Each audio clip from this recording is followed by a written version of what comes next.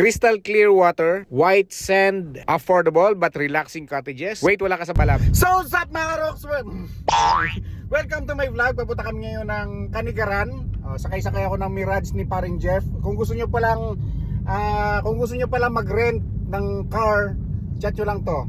Ayan. Kung mga gusto nyong unit nandyan, na pwede kayo pang El Nido, pang South, or any point of Palawan, dito lang. Ayan paring Jeff Guanzo. Papunta kami ng Canigaran. Medyo may pupunta kaming magandang spot dito. May pupunta kaming magandang spot dito sa Palawan, sa Puerto Princesa. First time ko makakarating doon. Puntahan natin. Sabi maganda raw din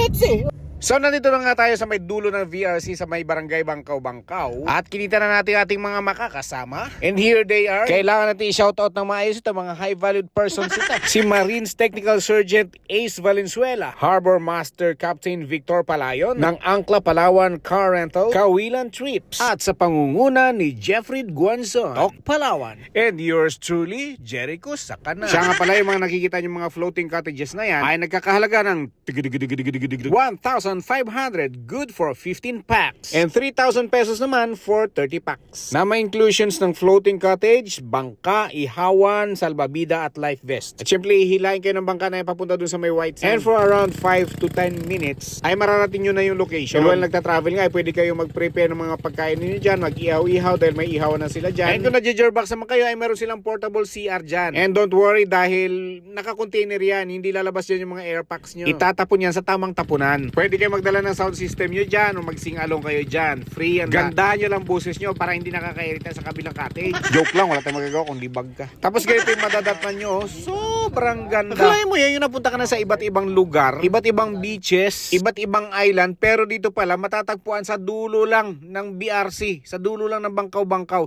Yung pakaganda nito, hindi mo na kailangan maglayo. Yung para bang pinapanood ko lang ito doon sa Maldives, at para bang nakabalik na rin ako doon sa may unok ng Palabak. Nakaraan lang nagtatanong-tanong pa ako kasi may mga kaibigan ako from Manila, from Cebu, and gusto nila dalhin ko raw sila sa pinakamagandang white sand beach. So ito na, natagpuan ko na, may ihawan na tayo. Perfecto sa mga barkada gathering, family gathering, birthday parties, o kung ano man ang parties.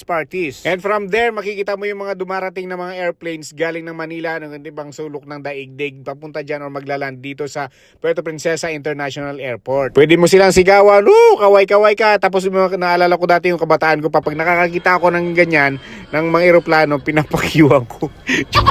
Joke lang yun balik tanaw lang, kasi mga kasama ko dyan nagbabalik tanaw din. Mga gawain din pala nila yung dati yun, pero ngayon ganito nang ginagawa niya. What's that shit? I ain't even gon' get mad. I'm young, black and rich. She tryna sell me lies. I ain't buying suit. If we ain't talking bitch, I ain't buying suit. If we ain't talking. And that's all for today. Goodbye, class. Mwah!